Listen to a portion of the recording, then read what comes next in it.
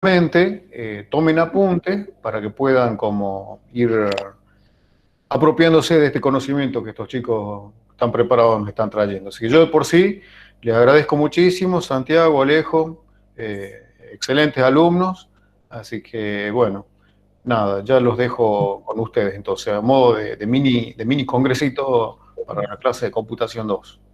Listo. Bueno, ahí compartimos la pantalla. Bien. Primero que nada, nos queremos presentar. Somos alumnos de la carrera de Ingeniería en Sistemas de Información. Este es un trabajo que presentamos para la materia de Seminario de Actualización 2. Mi nombre es Rojo Alejo y mi hermano Rojo Santiago. Básicamente lo que vamos a mostrarles es un poco de una arquitectura de inteligencia artificial que se define como GANs, es la abreviatura, pero son redes neuronales generativas adversarias condicionadas. Es un poquito largo el nombre, pero todo tiene, digamos, eran necesarias todas las palabras, ¿no? Porque no es cualquier red neuronal, es una que genera contenido, a diferencia de lo que en otras redes neuronales ustedes ven que siempre se utiliza para clasificar cosas. Esto es un generador de contenido, no clasifica, esto hace cosas. Ahí te interrumpo un segundito. Sí. Les aclaro, chicos, ¿qué sería una arquitectura? Ellos cuando hablan de arquitectura básicamente están hablando de una especie de rompecabezas que agrupa componentes, interfaces y las formas de comunicarse de esos elementos dentro de un sistema. Bien, ahí lo que están ustedes viendo es más o menos una principal, digamos, después de un entrenamiento muy básico, esto sería lo que se le da a la red neuronal como entrada, esta imagen que es muy borrosa, no se entiende. Esto sería la imagen real y esto es lo que termina haciendo la red neuronal, lo que termina generando a partir de esta imagen. Si ustedes ven, el nivel de detalle es un poco superior. No es como la original, pero es un poco superior. Igual este es un entrenamiento básico. Ahora vamos a poner a entrenar la red neuronal mientras hacemos la exposición, y cuando termine la exposición vamos a ver qué resultados nos ofrece, ¿no? Vamos a ver. Sí. Bien. Bueno, ahí como les contaba, esta es una arquitectura generativa, o sea que genera contenido, y además se llaman redes adversarias porque no está constituido únicamente de una inteligencia artificial, sino que también es otra inteligencia artificial contra la cual compite, mejorando de esta forma el aprendizaje de ambas. Es como que se retroalimentan entre ellas y van mejorando y evolucionan mejor. Y además son condicionadas porque no es que lo que se genera es aleatorio, no es que puede sacar cualquier tipo de imagen, sino que a partir de algo que nosotros le ingresamos como input,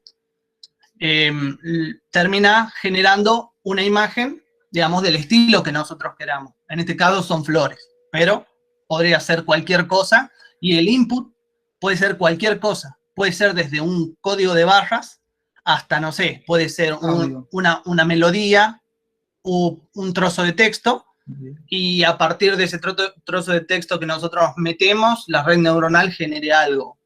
Así que es una arquitectura muy interesante.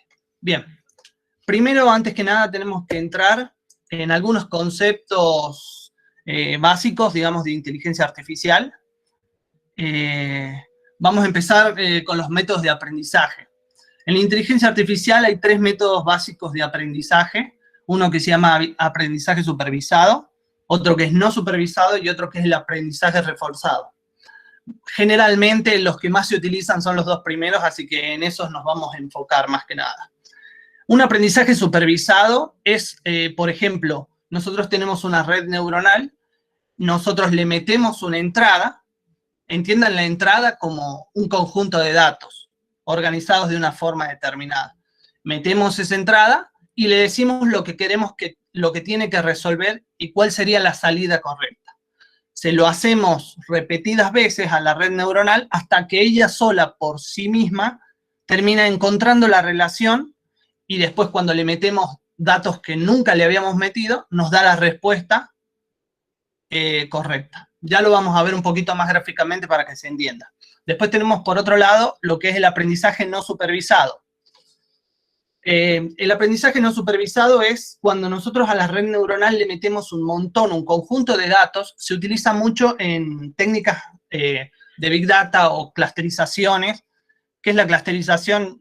Ya lo vamos a ver un poco también más gráficamente, pero básicamente sería, le metemos datos a la red neuronal y ella solo encuentra una relación entre los datos y los agrupa y los separa, bajo un criterio que ella define.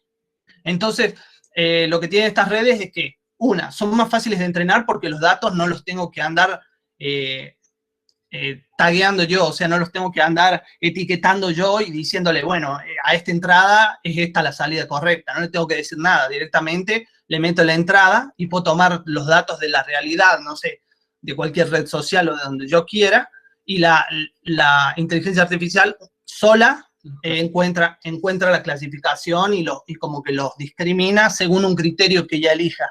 El problema es ese, que al nosotros no saber cuál es el criterio, por ahí es difícil saber si está funcionando correctamente o no, y después nos toca a nosotros como personas saber cuál fue el criterio que eligió. O sea, es bastante complejo, pero tiene la ventaja de que, bueno, el set de datos de entrenamiento abunda y es lo que, digamos, es a lo que se apunta, que las inteligencias se entrenen de esta forma. Bueno, vamos a ver un poquito más del aprendizaje supervisado. Aquí está el ejemplo. Miren, nosotros hagamos de cuenta que la cajita esta, que está aquí, esta es la red neuronal que estamos entrenando. Nosotros le ponemos una imagen de un gato y le decimos que es un gato. Después le metemos un perro y le decimos que es un perro. Después le ponemos otro perro, sale un perro. Bueno, así. Llega un punto en el que la red neuronal tiene un 74% de certeza de lo que es un gato y de lo que es un perro. Entonces después yo le muestro una imagen que nunca antes le había dado y la red neuronal, según lo que ella define como gato, de acuerdo a todo lo que yo ya le expliqué, digamos, todo lo que yo ya le mostré que es un gato, me da la respuesta. Entonces, si lo ven, todas son imágenes diferentes, entonces la red neuronal encuentra algún tipo de patrón y ese patrón es lo que hace que después pueda responder. ¿Cómo responde? En base a una probabilidad. Si ven, hay un porcentaje, o sea que una red neuronal es algo medio probabilístico, ¿sí? Vamos más adelante. Esto es lo que le decía yo de clusterización. Imagínense que ustedes les traen y les muestran este papel, ¿no es cierto? Y ustedes no saben nada, porque eso es, no hay una persona diciéndole a la red neuronal qué es o lo que sea. Pero ustedes lo ven y les dicen, agrupen estos símbolos. Y bueno, ustedes lo pueden tomar esta agrupación y decir, bueno, estos son por un lado, los que tienen palitos van por otro, o si no, también los pueden agrupar así, es decir, estos que tienen algo adentro con un círculo, están encerrados con algo, pueden ser un tipo, los que no tienen relleno son otros, los que tienen palitos en diagonal otros, y los que tienen palitos perpendiculares otros. O sea, se dan cuenta que hay varias formas de agarrar los mismos datos y agruparlos de formas diferentes. Entonces ahí es donde está la complejidad de lo que es un aprendizaje no supervisado. La ventaja más grande que tienen la inteligencia artificial, sobre todo la no supervisada, es que puede generar este concepto que se llama espacio latente. ¿Qué es el espacio latente? Imagínense ustedes que tienen que un dato, porque en inteligencia artificial los datos suelen ser multidimensionales. O sea, por ejemplo, hagamos de cuenta una persona. Una persona tiene millones de características, desde color de pelo, altura, lo que ustedes quieran. Características obviamente medibles. Un nombre no sería una característica medible. Pero imagínense eso. Ahora, esa persona está dentro de un espacio que son las infinitas combinaciones de personas y características posibles. Y uno de esos puntos está representado por esa persona. Bueno, la inteligencia artificial logra generar, a medida que va siendo entrenada, ese espacio y saber dónde está ubicado, por ejemplo, una persona, dónde está ubicado otra persona con otras características y otra persona con otras características. Si esto lo llevamos a matemática, inteligencia artificial nos permite hacer incluso aritméticas, es esto, nos permite hacer aritméticas con estos datos. Si estamos diciendo que este punto es una persona y este otro punto es una persona y está representado por un conjunto de valores, podemos hacer una resta entre personas o una suma entre personas y vamos a obtener como resultado, supónganse, a este punto le resto este punto y obtengo este punto de acá, y este punto es otra persona que tiene ciertas características. Podemos hacer ese tipo de cosas, por eso es que es tan importante. También, como les decía, encuentra la relación de la variabilidad de los datos. Nosotros, por ejemplo, en inteligencia artificial o en inteligencia humana nomás, no sabemos definir los objetos con tanta precisión. ¿Qué significa esto? Si yo les pongo a todos ustedes a pensar en una silla, seguramente todos están pensando en una silla diferente. Sin embargo, todos, si es que pudiéramos ver las sillas, todos reconoceríamos a cada una de esas sillas diferentes como una silla. Entonces, ¿de qué estamos hablando? Estamos hablando de que hay un concepto de silla que manejamos todos, y ojo que las sillas pueden tener 4 patas o no, pueden tener una sola, pueden tener respaldo, no tener respaldo, ser alta, ser baja, ser chica. Sin embargo, cuando la vemos, la reconocemos. Esa relación, ese tipo de concepto, la inteligencia artificial logra encontrarla. ¿Está?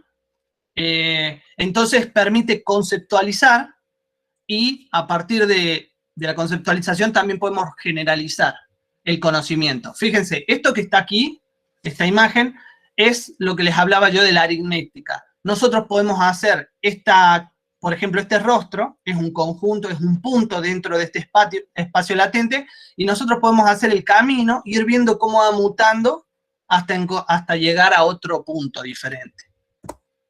Acá se va a ver un poquito más, es lo mismo, es el mismo concepto, nada más que imagínense que esto es multidimensional, ¿no? Entonces, no es que, si ustedes se imaginan, por ejemplo, en una dimensión tenemos líneas rectas para llegar de un punto a otro. En 2 dimensiones, imagínense un plano, podemos hacer zigzag, dar vueltas, hacer espirales para ir de un punto al otro. Ya hay muchos más caminos para ir de un punto a otro. Imagínense en 60 dimensiones. Tenemos infinitos caminos, sin embargo, por todos los caminos se va a ir mutando la cara hasta llegar a, digamos, a la que queramos llegar. Bueno, vamos... en el método de aprendizaje de la inteligencia artificial, esto es como en las personas. No nos hace falta a nosotros saber cómo es que lo hace, exactamente cómo es que lo hace. Es como las personas. Nosotros a un bebé, ¿cómo hacemos para que aprenda el bebé? El bebé es una caja negra, es algo que nosotros no sabemos cómo funciona su cerebro. Sin embargo, nosotros le mostramos un chupete y le decimos, chupete. Después se lo volvemos a mostrar y le decimos, chupete. Hasta que él asimila la imagen con el chupete, pero no sabemos cómo lo hizo. Y después nosotros le podemos mostrar un chupete diferente y él va a saber que eso es un chupete. Así que a nosotros no nos interesa cómo es que lo hace, pero en definitiva en eso se parece muy mucho al aprendizaje humano. Bueno, vamos a definir algunos conceptos rápidos que algunos ya quizás sepan y otros no. ¿Qué es la inteligencia artificial? ¿No es cierto? La inteligencia artificial es difícil de definir porque depende de la definición de inteligencia. Hoy en día todavía se cuestiona o no se puede definir precisamente la inteligencia humana, entonces imagínense definir inteligencia artificial. Sin embargo, sabemos que hay un montón de inteligencias nuevas, hay inteligencia musical, inteligencia matemática, hay inteligencia motriz. Entonces, la inteligencia artificial es medio difícil de definir, pero básicamente podríamos decir de que es aquella que dota a las máquinas de algún comportamiento que parezca, y esta es la palabra clave dentro de la definición, que parezca o que se asemeje a un comportamiento inteligente. Entonces, teniendo en cuenta ese concepto, un brazo robótico que está programado automáticamente para hacer cierta tarea, como en apariencia es algo inteligente, entra dentro de lo que sería la inteligencia artificial.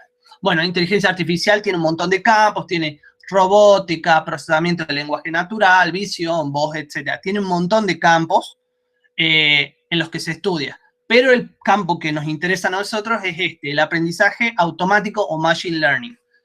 No es como los otros campos, porque este campo es un campo transversal a todos los demás. Una cosa es, como les dije yo, programar un brazo robótico para que se mueva siempre igual, y otra cosa es programar ese brazo robótico para que aprenda cómo debe moverse de acuerdo a cierta situación. Entonces, digamos, ahí es donde entra el aprendizaje automático, ¿no? El Machine Learning. Y es nuclear, como digo, a todo lo demás. Bien.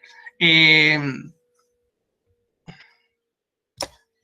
Machine Learning es como nosotros, generaliza conocimiento a partir de un montón de experiencias.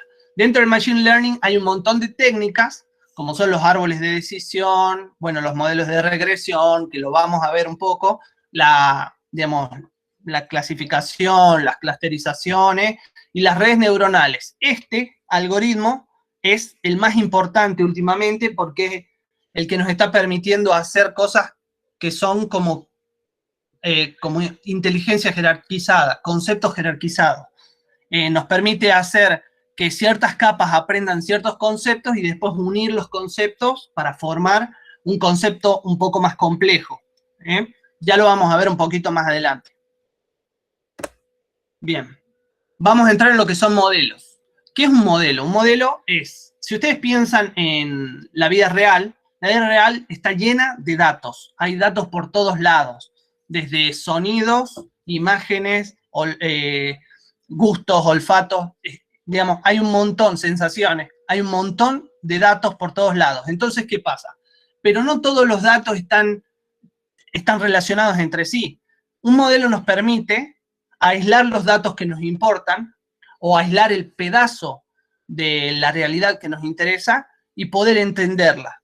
¿Está bien? Entonces nos simplifica el mundo, el caos de datos ese. Ustedes saben muy bien que exceso de información ya no es información, esa es una de las condiciones de las cualidades de la información, que si no está presentada como debe ser, deja de ser información.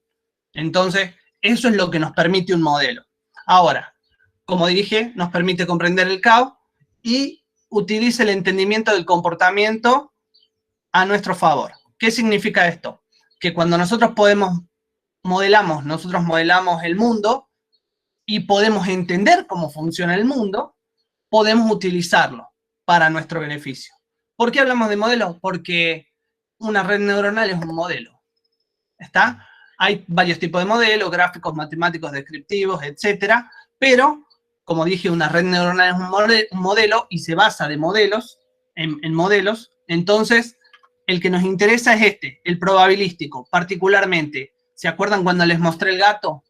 El gato, la inteligencia artificial terminaba dando un resultado según lo que él considera. Entonces dice, hay tanta probabilidad de que esto sea un gato y ahí responde. ¿Ok? ¿Qué tipo de modelo utilizar? Porque vimos que hay un montón de modelos. Y ese modelo que vamos a utilizar es el que nos equilibre entre la complejidad del modelo, qué tan complejo es, y qué tan simple es para utilizarlo. Tiene que haber un equilibrio. Yo les voy a dar un ejemplo. Por ejemplo, supongamos que, bueno, lo que modelamos es el comportamiento de los pájaros, ¿no es cierto? Entonces, si nosotros ponemos en un primer modelo, decimos todos los pájaros vuelan. Pero después, por ejemplo, hay pájaros que son bebés que no vuelan. Entonces decimos, todos los pájaros, mientras no sean bebés, vuelan. Y después vamos y vemos que también están los pájaros, digamos, los pingüinos. Los pingüinos, siendo adultos, no vuelan tampoco. Entonces decimos, todo pájaro que no sea bebé y no sea un pingüino, vuela. Y así, entramos a completar el modelo y nos damos cuenta de que si entramos a meter todas las variables que existen, nos volvemos locos. No podemos armar un modelo a ese nivel de detalle. Entonces empieza a entrar la importancia de los modelos probabilísticos. ¿Qué es más fácil decir? Que el 98% de los pájaros vuelan, nos abstraemos de un montón de características y excepciones de la realidad, y es un modelo que se ajusta bastante bien a lo que nosotros, a lo que nosotros necesitamos. Entonces, es más fácil decir eso que decir que poner un modelo con tantas variables, ¿no es cierto? Perfecto. Entonces, nos permiten predecir y nos dan simplicidad para trabajar. Bien. Después tenemos los modelos probabilísticos, como le decía, simplifican la variabilidad y comprimen las variables, simplifican la gestión de la información, nos permiten trabajar, permiten hacer conceptualizaciones, generalizaciones, nos permiten razonar, porque así funcionamos nosotros las personas y nos permiten aprender. Generalizar o predecir son las cosas que nosotros tomamos de acuerdo a nuestra experiencia, prejuzgamos algo y ya más o menos, a veces casi siempre le pegamos, ¿viste? O decir, eso me parece que va a pasar esto. Y sucede. Entonces, de acuerdo a la experiencia, nosotros ya predecimos, no hace falta que suceda. Ahora, los modelos tienen 3 componentes fundamentales. Una cosa son las restricciones del modelo.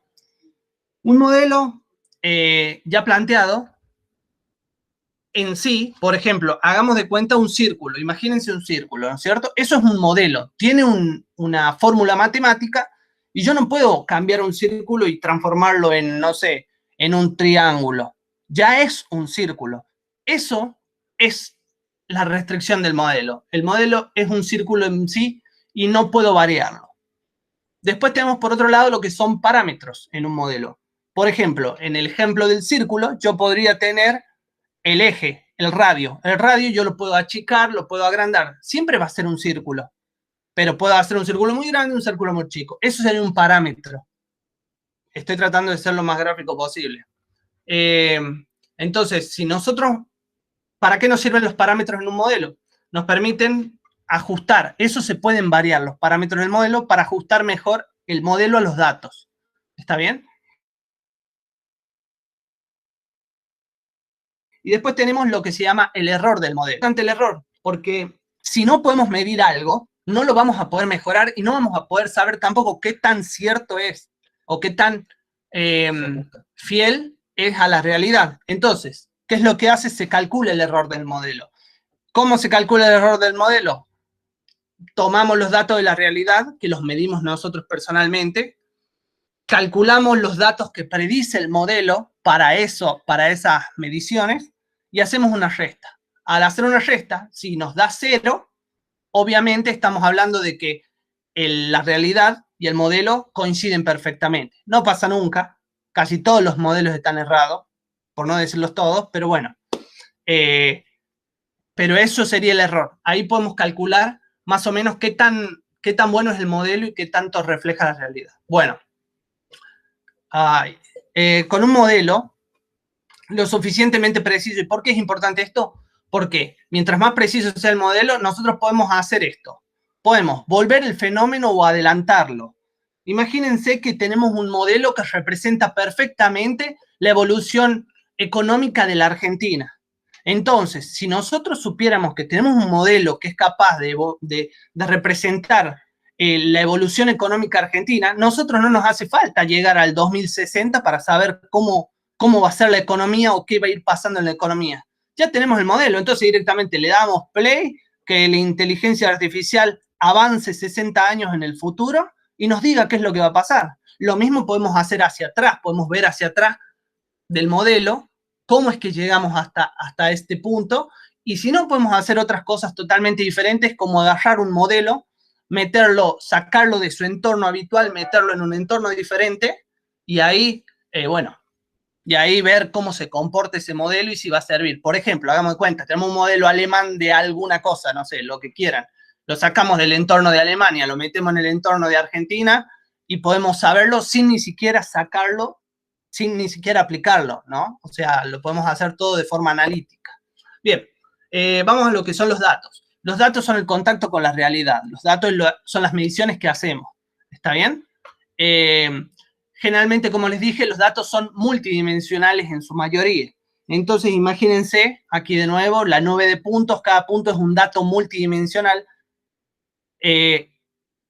Imagínense en 3D, y después en varias dimensiones ya no se puede graficar eso. Así que es todo matemático y analítico, hay que como que abstraerse bastante. Bueno, los parámetros, como les dije, los modelos tienen restricciones y los parámetros son la contracara. son los que dotan al modelo de flexibilidad. ¿Está bien? Entonces, ya lo van a ver un poquito más. Bueno, esto es más de lo mismo. Esto es el ejemplo del círculo que les conté recién. Bien. Fíjense, aquí yo tengo un modelo y quiero ajustarlo a la nube esta de puntos que tengo aquí, ¿sí? Fíjense, yo puedo variar. Tengo un círculo grande, un círculo chico, puedo variar el radio, o puedo decir, bueno, le voy a sumar un parámetro, y si yo le sumo un parámetro, en vez de que sea un único radio, pongo un radio en X y un radio en Y, y lo transformo en un óvalo, y consigo que se ajuste mucho mejor. El espacio que está en negro, como para que lo, digámoslo, con todo lo que veníamos hablando, lo relacionen, el espacio que está vacío es el error del modelo, porque ahí no hay nada. Entonces, mientras menos espacio quede, es mejor, está mejor ajustado nuestro modelo a los datos que queremos representar, ¿ven? Bueno, eso es más o menos lo que les estaba explicando. También es importante decir que no hay que tener mucho cuidado con lo que son los parámetros o con dotar a los modelos de muchos parámetros, porque si no se puede producir cosas erróneas como el overfitting. ¿Qué es el overfitting? Es cuando, por ejemplo, ustedes entrenan tanto en inteligencia artificial que se vuelve tan especialista en un tipo de casos que si después le mostramos un caso diferente no los reconoce. O sea, llegamos a un punto de tal especialización en que se vuelve inútil, porque a nosotros nos sirve la inteligencia artificial para aplicarlo a casos desconocidos, ¿no? Bien, bueno, el error, dijimos, si no se mensura, no se puede mejorar, se debe definir una función de error. Una función de error. Esto es importante. ¿Por qué es una función? Es una función. Y después van a ver cómo hacemos nosotros para que si nosotros minimizamos la función de error, estamos consiguiendo que se ajuste el modelo o que se entrene el modelo. A medida que vamos haciendo que esta función de error sea más chica, yo les dije que tienda a 0, conseguimos que el modelo se entrene. Y ahora entramos en lo lindo que son neuronas. La neurona es el componente principal, también se la llama perceptrón, el componente principal de una red neuronal. ¿Qué es una neurona? Básicamente es una función matemática así ordinaria como la conocen ustedes. Tiene entradas, que son variables de entrada, y tiene salida, ¿no es cierto? Ahora, esta neurona, cada entrada está sujeta a un peso, aquí no está, pero dentro de la función está. Dentro de la neurona tenemos una suma ponderada, ¿no es cierto? Y fíjense, la entrada 1 está multiplicada por el peso 1. Esto le da ponderación. Estos W son los parámetros del modelo nuestro, de los parámetros que yo le hablaba. Entonces, nosotros podemos decir, la entrada que entre por acá, si yo le pongo un 10 en la W, multiplícamela por 10, o sea, le da un peso de 10. A la entrada X2 yo puedo darle un peso de 3. O sea, decir, todo lo que venga por acá, toda esta información que venga por acá, va a influir en 3 dentro de la suma de la neurona. Y acá puede ser que yo ponga para que influya 100 veces. Entonces, como que yo le doy ponderación a la información. ¿Sí? Bueno. Acá no está representado, pero adicionalmente la neurona posee también un valor de sesgo, que es esto que está aquí. Es una conexión más que siempre tiene peso 1, ¿está bien? Que es digamos, una variable independiente, ¿sí? Entonces, fíjense, si ustedes ven esta fórmula, bueno, hagamos de cuenta de que este término no existe, ¿no? Tachemos este término. ¿Qué es lo que tenemos? W por X más B. Tenemos una función lineal, ¿se dan cuenta? Pero eso sería si es que yo tengo una sola variable, una sola X. Pero yo les dije que son multivariables, son multidimensionales. Entonces, las funciones generalmente tienen 2, 3, 20, un montón. ¿Está bien? Bien. Ahora, a este sesgo, esto que está aquí, este que es el valor de sesgo, lo utilizamos ¿para qué? Para decir que el sesgo es la inversa del umbral, ¿no es cierto? Sesgo o valla se llama también, es lo contrario al umbral. Digamos, supongamos que nosotros queremos codificar la realidad con la neurona, ¿no es cierto? Y nosotros tenemos, le estamos aplicando una cosa que se llama función de activación escalonada. Ya lo van a entender cuando se los muestre. Pero entonces lo único que hacemos nosotros, si ustedes ven, esto es una función lineal. La función lineal tiene un dominio, tiene un recorrido de todos los reales, ¿no es cierto? Entonces, ¿cómo podemos hacer nosotros para que la i solo sea válida entre 0 y 1, ¿no es cierto? Entre dos números. Simple, ponemos de cierta barrera, hagamos de cuenta, desde acá para arriba es un 1 y desde acá para abajo es un 0. Eso es lo que estamos haciendo aquí, con el umbral. ¿Está bien? Y lo hacemos con el valor de sesgo. Perfecto. Bien, ahora, como les digo, codificamos la realidad. Supongamos que X e Y son variables binarias, ¿ok? Entonces decimos, para ser un buen jugador, ¿sí?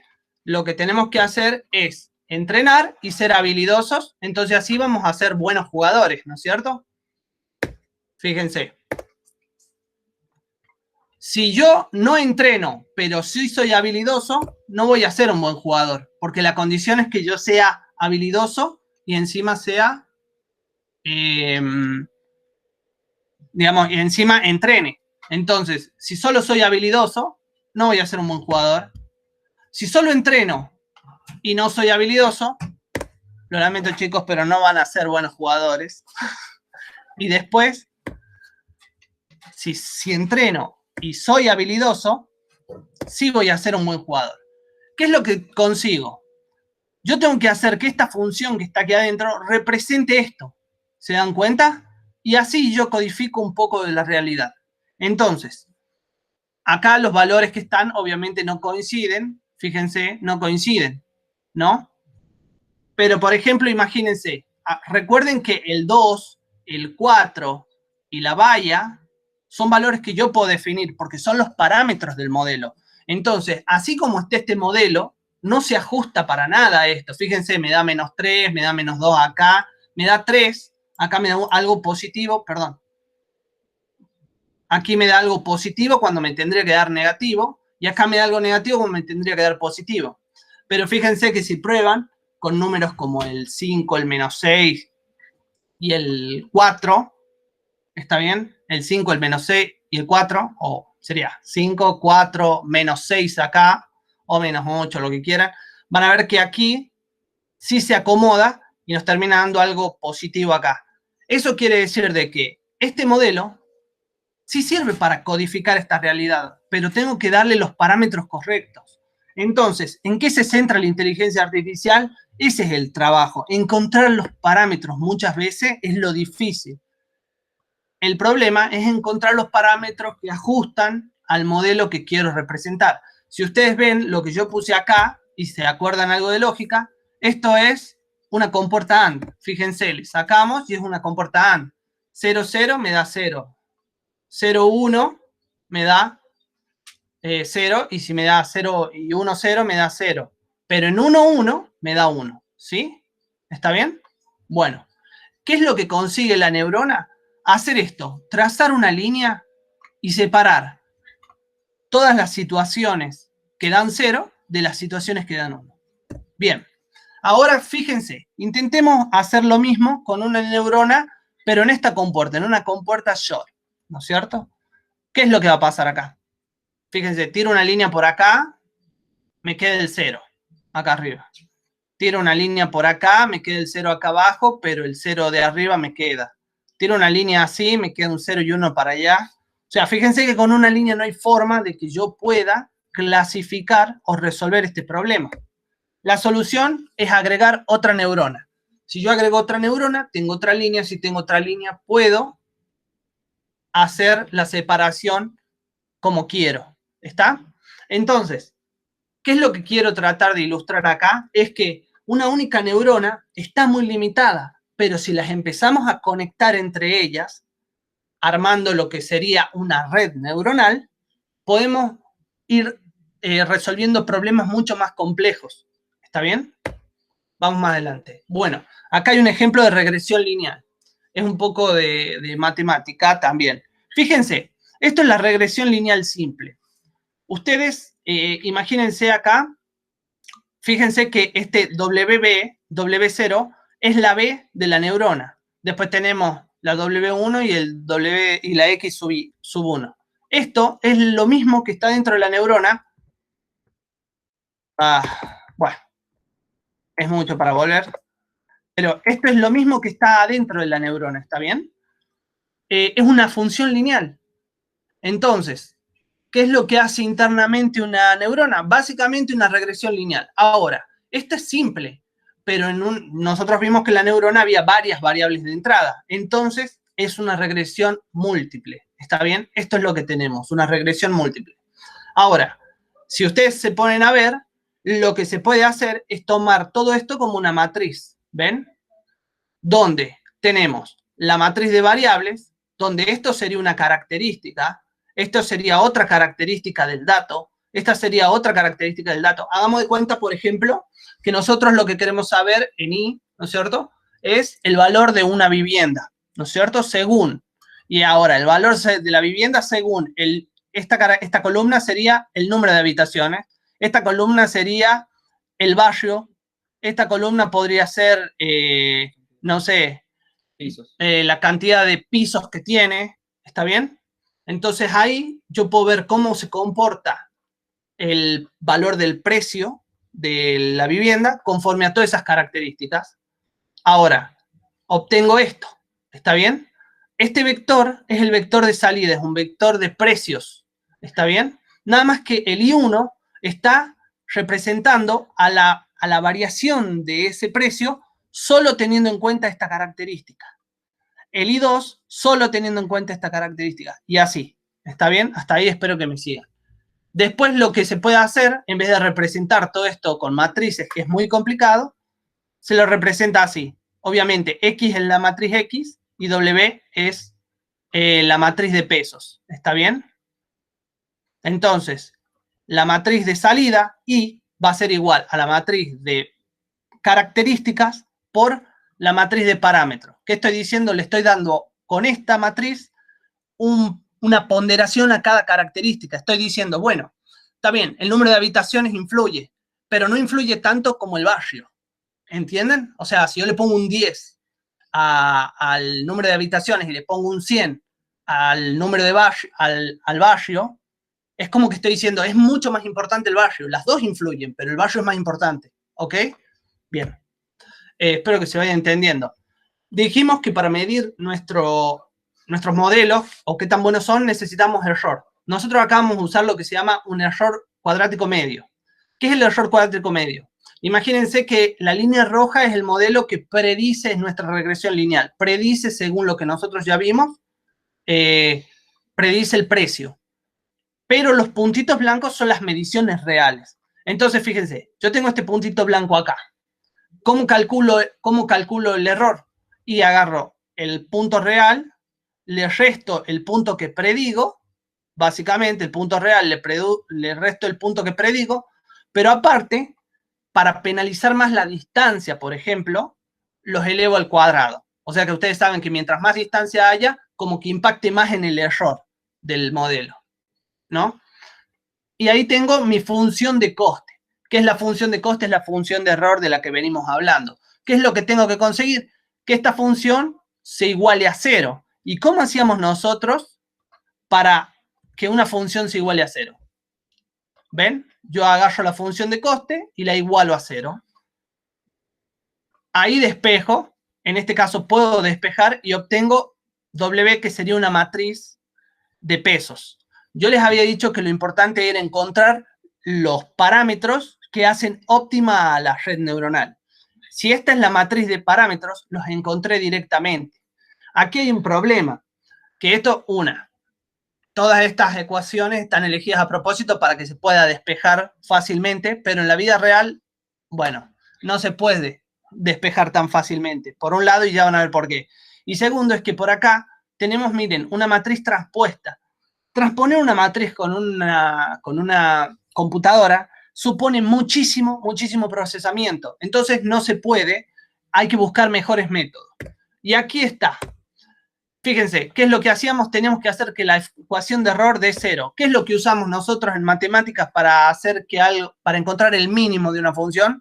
Derivadas. Igualábamos a 0 y podía darnos un máximo o un mínimo, ¿recuerdan? Bueno, eso es el gradiente. cuando hablamos de multidimensional, eso en matemática 1. Imagínense, en matemática 1 solo tenemos una variable, una dimensión, entonces usábamos derivada. Pero ya cuando nos íbamos a matemática 2 con 2 variables, ya teníamos lo que se llamaba el vector gradiente. ¿Qué es el vector gradiente? Lo mismo, el mismo concepto de matemática 1 de la derivada. Supónganse que están parados acá, el vector gradiente nos dice hacia dónde tenemos que ir, en qué dirección, para ascender lo más rápido posible. Esta función que ustedes ven acá, esto que es acá tridimensional, sería la función de error nuestra. Ahora, ¿qué es lo que tenemos que hacer? Minimizarla, o sea, tendríamos que llegar a este puntito, acá, al valle, perdón, acá. Entonces, ¿cómo hacemos? Si es que el gradiente nos dice hacia dónde subimos, nos vamos a ir en contra, o sea, vamos a hacer menos el gradiente para bajar. ¿Está bien? Y esa es la técnica que se usa para entrenar una inteligencia artificial. Si nosotros vamos caminando, recuerden que esto que está acá, este 0 sub 1 y 0 sub 2, estos son los parámetros. Y estas son todas las combinaciones, este plano que está aquí, son todas las combinaciones de los parámetros que podemos tomar. ¿Está? Entonces, nosotros si nos desplazamos acá, van a ver que coincide con un punto en el plano inferior donde yo tengo una combinación determinada de parámetros. ¿Está bien? Bien, ahora, ¿el gradiente cómo se calcula? Se calcula con las derivadas parciales de uno y de otro. ¿Está bien? De una y de otra variable. ¿Sí? Bueno, aquí hay algo que falta, que es muy importante, que se llama el ratio de aprendizaje. Y ya van a ver, el ratio de aprendizaje es, el vector gradiente me dice hacia dónde ir, pero no me dice cuánto caminar. ¿Está bien? No me dice cuánto, si doy un paso largo o doy un paso cortito o cómo hago. El ratio de aprendizaje es la que dice el paso, cómo va a ser ese paso que voy a dar en esa dirección, ¿ok? Fíjense que esto no es un tema menor, ¿por qué? Porque imagínense que ustedes vienen de acá y quieren caer en el pozo este, pero dan pasos de medio mapa.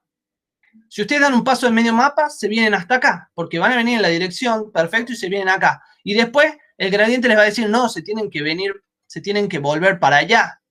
Y bueno, van a dar otro medio paso y van a volver al otro lado. Y así, nunca van a poder llegar ahí porque tienen un ratio muy grande. Ahora se los muestro. Fíjense, en este caso, yo tengo algo que tiene un ratio muy pequeño. Si yo tengo un ratio muy pequeño, está bien, se va entrenando, voy avanzando. Primero les tengo que explicar qué es esto, perdón.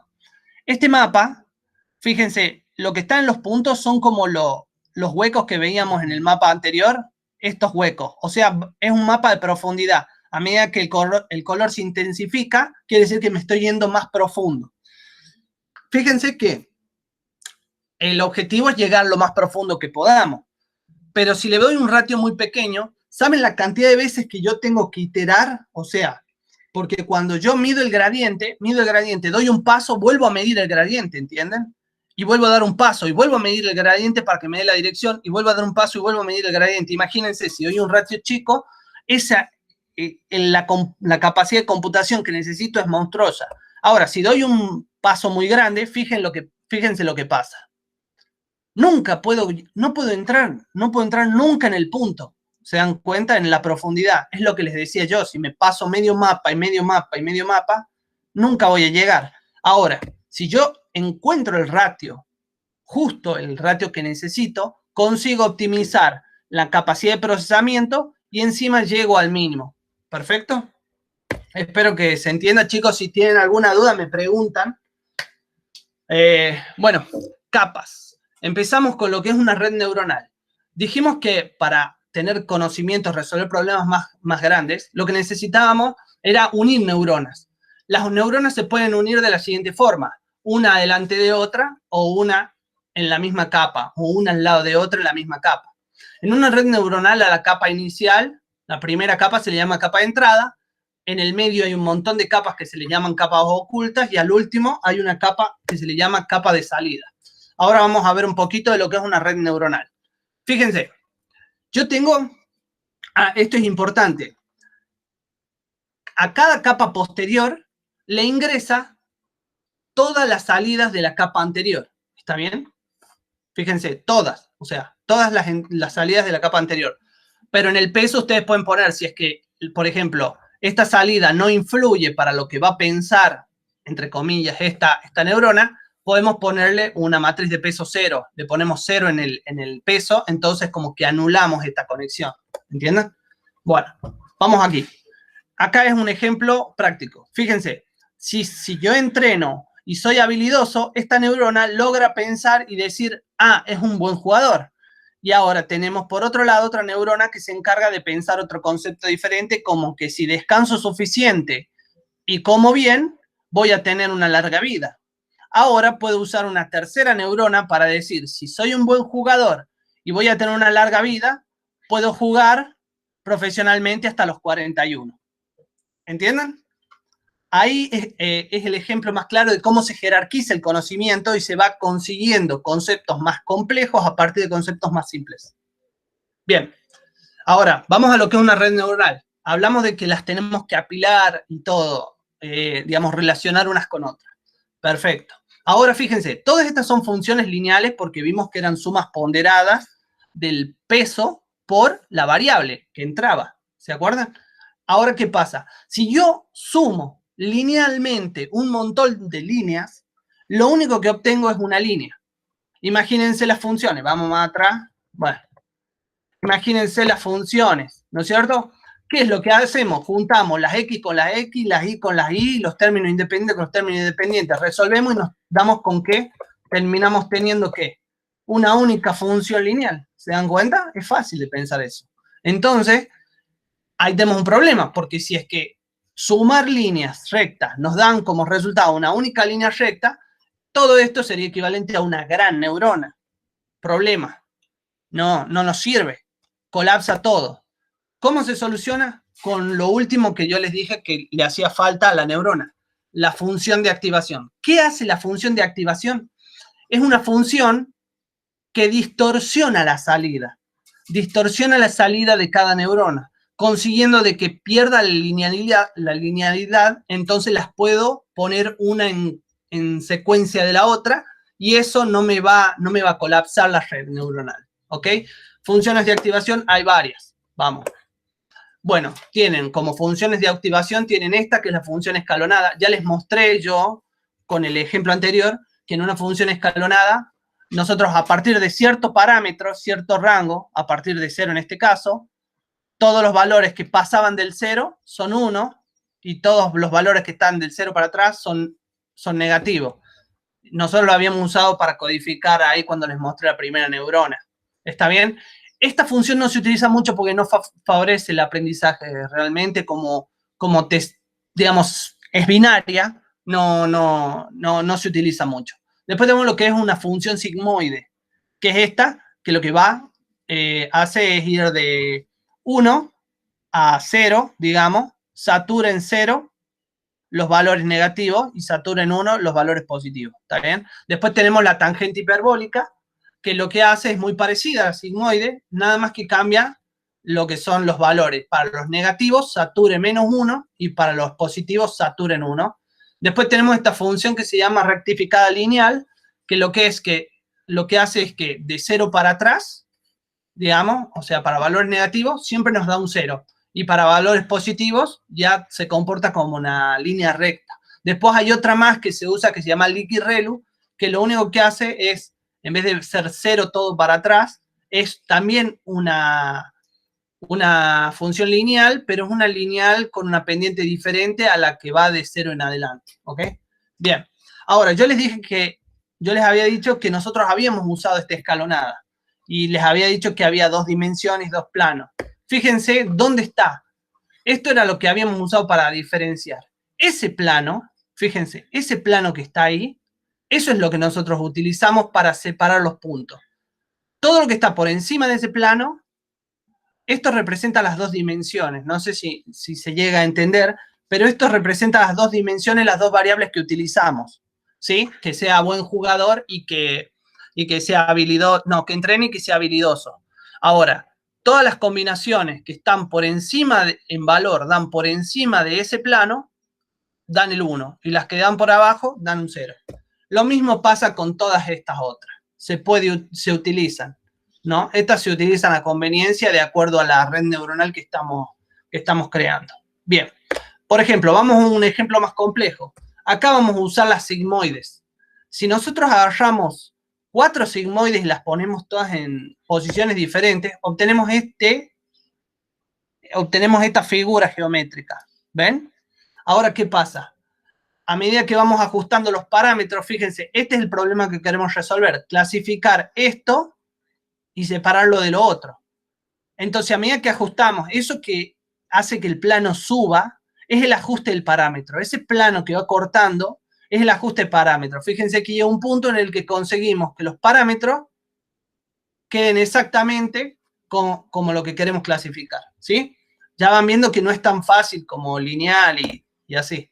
Bueno, esto es, ya les vamos a pasar después el link para que lo puedan ver, para que ustedes puedan ver cómo jugar con una red neuronal. Ustedes pueden crear más capas, pueden crearle neurones a cada capa, el tipo de función que quieren que tenga de activación, etcétera, para resolver los problemas. Ya eso. Esa es una de las funciones más importantes que van a poder utilizar. Sí, está bueno porque no pueden romper nada. Ahí más o menos les permiten de forma, fíjense, hasta tienen el ratio de aprendizaje que yo les decía, lo pueden medir también para que vean cómo variando esto ustedes lo pueden, digamos, lo pueden ajustar mejor al parámetro. Exacto. Bueno, ahora, vamos a esto. Backpropagation, y no les voy a dar la matemática, solo les voy a dar el concepto. ¿Está bien? Miren, backpropagation es el algoritmo que sacó la inteligencia artificial adelante, porque se había dejado de estudiar sobre inteligencia artificial, porque cuando ven esto de los parámetros y cómo se encuentra el parámetro óptimo, es súper difícil, y antes se hacía por fuerza bruta. Imagínense poner en una red neuronal a cambiar los parámetros a lo tonto, no tiene mucho sentido.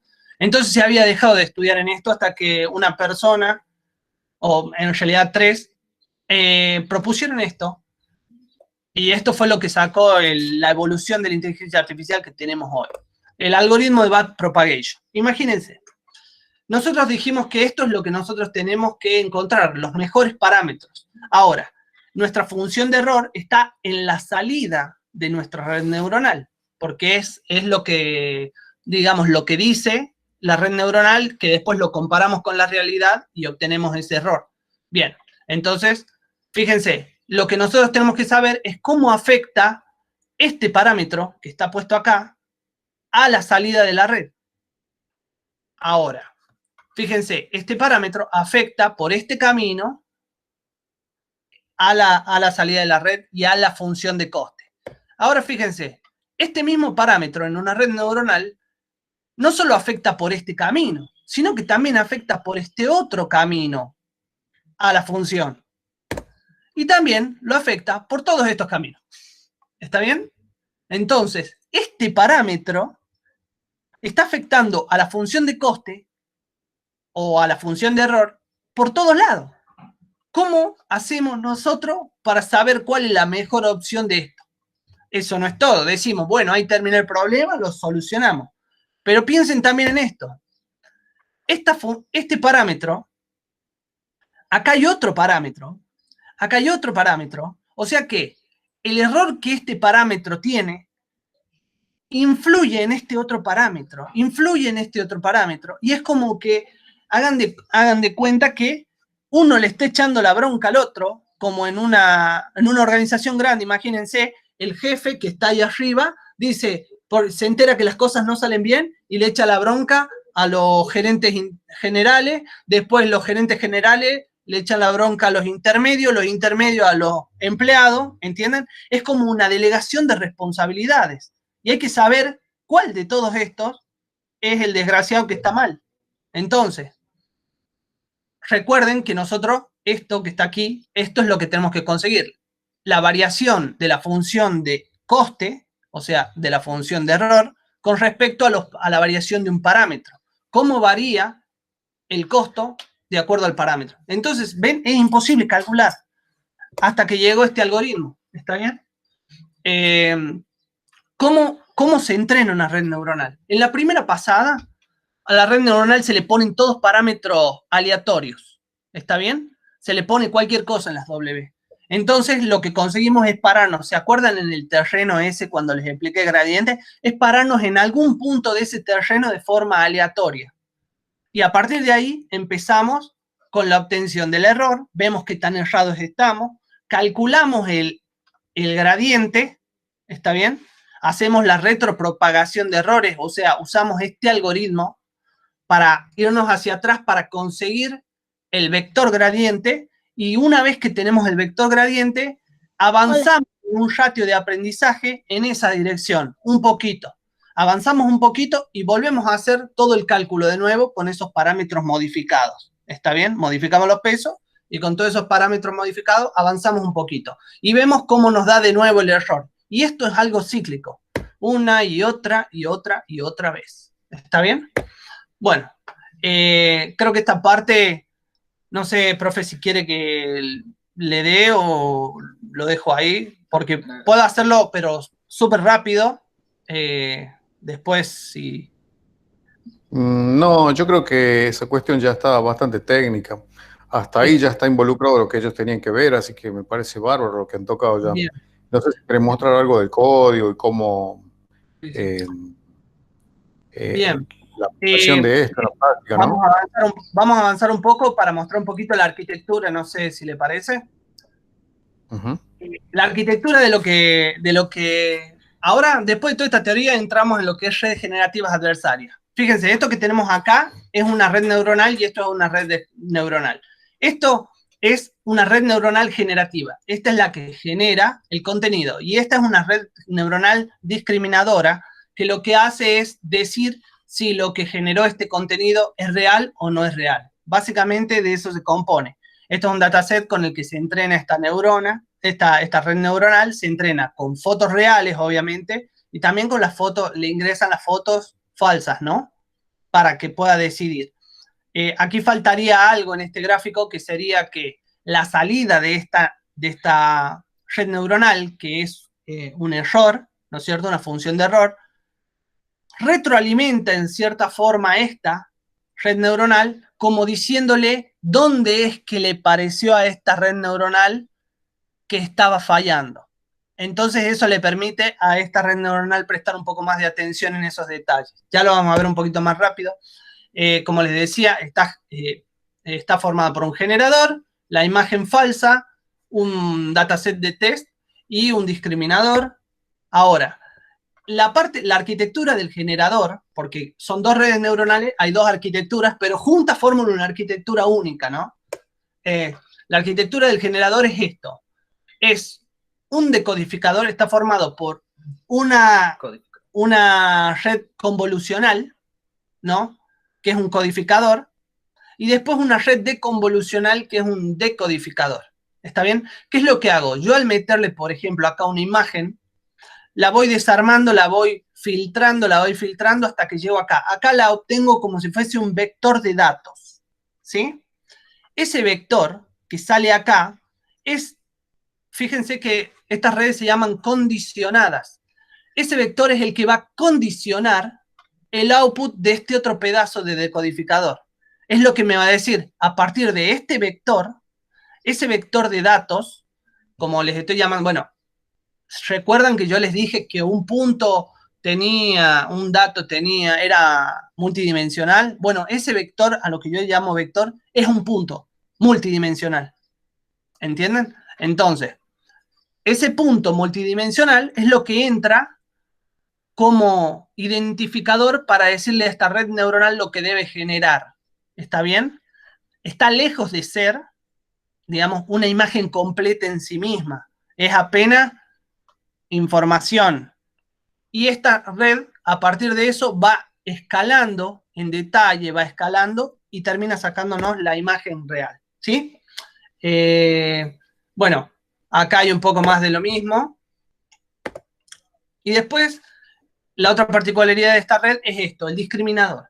El discriminador no es un discriminador, no es algo que nos dice si toda la imagen es real o toda es falsa, ¿no? No es un clasificador, sino que es un patchgun. Es este tipo de discriminador, que lo que hace es agarrar, tomar la imagen, imagínense la foto, corta un pedacito, digamos 30 por 30 píxeles, y dice, este pedacito sí es real. después va al pedacito siguiente y dice, este no, este sí, este no. ¿Entienden? O sea que en vez de decir no, si toda la imagen es real, nos la mapea de cierta forma, nos la mapea. Bien, entonces esto es lo que obtenemos como de salida. En vez de salir un verdadero o un falso, obtenemos un mapa que nos dice, este pedazo está muy, este no es muy real, pero este sí. Básicamente eso es lo que hace, ¿sí? Bueno, por ahora eso sería todo. Ahora vamos a ver un poco el código.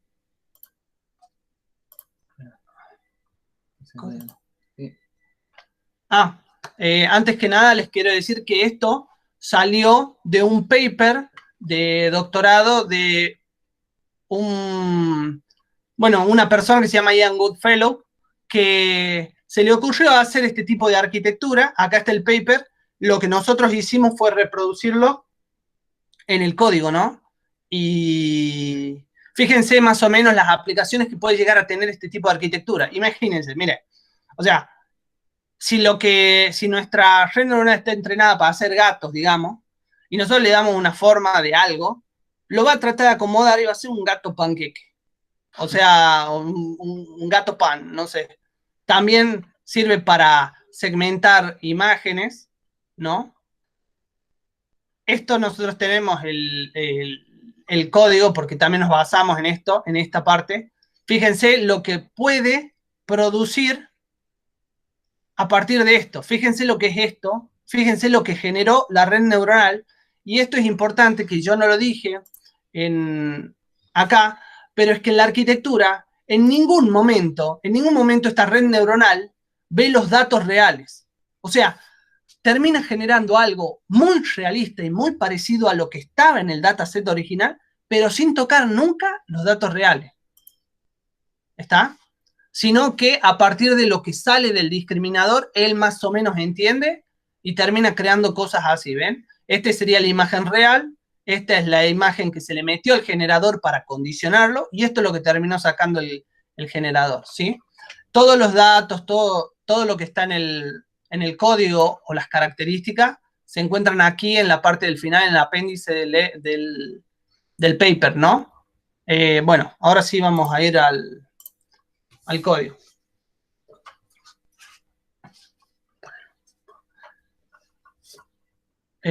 No sé si recuerdan más o menos cómo se habían estado viendo las flores cuando empezamos, pero miren, ahora nosotros lo pusimos a entrenar 50 épocas, y miren, esto es lo que nosotros le metíamos al generador, esta es la real, y más o menos, fíjense que, y esto obviamente a medida que si nosotros lo vamos entrenando un poco más, vamos a conseguir mejores resultados. Mostrarle el video, le mostramos el video. Bueno. Mostramos el video de cómo se vería el ejercicio después, digamos, después del entrenamiento. Sí, esta es una forma rápida de cómo iría entrenando. Miren cómo inicia, miren la calidad, miren el detalle, porque así es como funciona. Primero, yo les dije, la red neuronal se para en un punto aleatorio porque no sabe nada. Entonces, en ese mapa se para en un punto aleatorio y saca estas cosas, que son horribles. No se entienden. Pero a medida que va avanzando y va entrenando, va consiguiendo cierto nivel de aprendizaje y va mejorando en calidad. Esto es si la ponemos a entrenar a full. Nosotros, esto también es importante por ahí para los que quieran, como se necesita muchísimo potencia de cómputo para trabajar con inteligencias artificiales, se necesitan tarjetas gráficas muy potentes para trabajar. Nosotros lo que utilizamos es esta herramienta que se llama Google Colab, ¿no? Que es una herramienta donde Google nos pone a disposición su hardware por tiempo limitado, ¿no? Es gratuito, pero les da 12 horas donde él les pone a disposición su hardware para que ustedes hagan cualquier tipo de cómputo y funciona con Python. Y TensorFlow.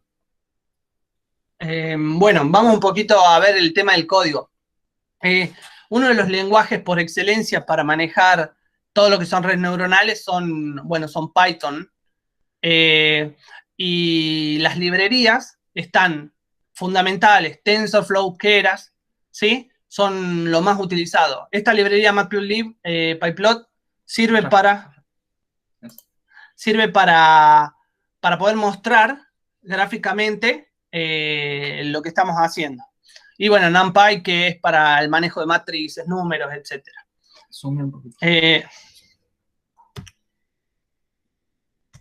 Aquí lo que hacemos, bueno, es definir los caminos, porque nosotros tenemos que trabajar con un dataset. ¿Qué es un dataset? Es un conjunto de datos. Hay que subirlos a los datos para que pueda entrenar la red artificial. Entonces nosotros lo que hicimos fue acá definir el camino que tenemos hacia los directorios de la computadora. No es nada importante. Aquí lo que hacemos es tomar 500 de las fotos. Nosotros en el dataset que conseguimos, que eran como de 7.500 fotos, 4.000 y pico. O 4.000 y pico, fue tomar solo 500, pero como están ordenadas, de alguna forma están ordenadas por color o por algo, nosotros no nos sirve entrenar una red neuronal, digamos, dándole todas margaritas o todo girasoles, ¿no? Tenemos que mezclar y darle variabilidad al entrenamiento. Entonces lo que hicimos fue seleccionar 50, ¿no es cierto? Y de las 50, nosotros estamos diciendo que vamos a tomar el 80%, o sea, 80, el 80% para lo que sería entrenamiento, y después el 20% lo vamos a usar para lo que es el testing, ¿no es cierto? Bien, acá lo que estamos haciendo es mezclar, como les decía, todas las imágenes para que no sean las mismas. Bien, ahí con el Shuffle Run ULT lo estamos mezclando. Bueno, después tenemos acá dos particiones. Estos son listas de nombres. Uno que es el de aprendizaje y otro que es de test, de entrenamiento. Uno de entrenamiento y otro de muestra ahí la cantidad de imágenes que tiene disponible. Acá fíjense, el paper les dice que lo que hay que hacer es un preprocesamiento de imágenes antes de utilizarlas. Entonces, lo primero que hay que hacer es redimensionar todas las imágenes que tengan a 256 por 256. Entonces, definimos la dimensión que hay que utilizar, y utilizando resize, le dimos dimensión a todas las fotos, para que queden 256 por 256. ¿No es cierto? Bien. Una vez que tenemos todas las imágenes, porque tenemos tanto las imágenes de entrenamiento como las de test, tenemos que hacerle lo mismo.